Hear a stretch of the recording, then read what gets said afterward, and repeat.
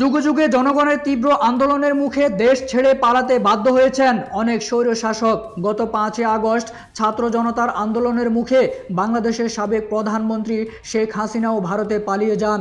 এবার হাসিনার পথ ধরেই দেশ ছেড়ে পালানোর তালিকায় যুক্ত হলেন সিরিয়ার 2 যুগের প্রেসিডেন্ট বাশার আল আসাদ। এর আগে 2022 সালে অর্থনৈতিক সংকট ও জনগণের ব্যাপক আন্দোলনের কারণে শ্রীলঙ্কার প্রেসিডেন্ট গোতাবায়া রাজাপাকসে পালিয়ে যেতে বাধ্য হন।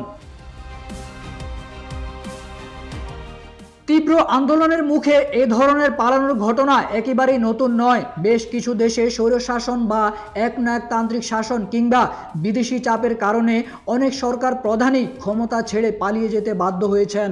সম্প্রতি কয়েকটি দেশে স্বৈরশাসনের পতনের পর বিশ্বব্যাপী নতুন করে আলোচনার তৈরি হয়েছে শ্রীলঙ্কা, বাংলাদেশ, সিরিয়া। এরপর কোন দেশ? বর্তমানে বিশ্বের বেশ কিছু দেশে গণতান্ত্রিক প্রক্রিয়া সীমিত বা বিলুপ্ত করে স্বৈরশাসন বা একনায়কতান্ত্রিক শাসন চলছে। পরবর্তীতে এই দেশগুলোতে ঘটতে পারে এমন বিদ্রোহ কিংবা আন্দোলন, হতে পারে পরবর্তী স্বৈরাচারের পতন।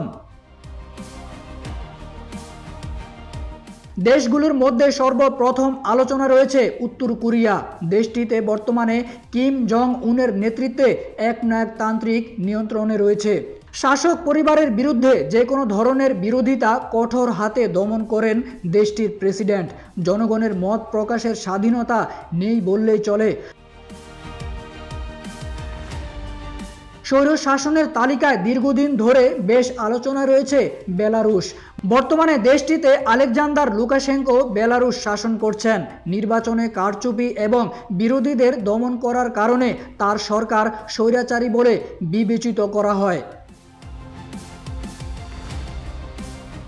মিয়ানমারেও একনায়কতান্ত্রিক শাসন ব্যবস্থা কার্যকর রয়েছে। 2021 সালের সামরিক অভ্যুত্থানের পর মিয়ানমারে সামরিক জান্তা সরকার ক্ষমতা গ্রহণ করে, ফলে স্বৈরশাসনের আলোচনার মধ্যে রয়েছে দেশটি।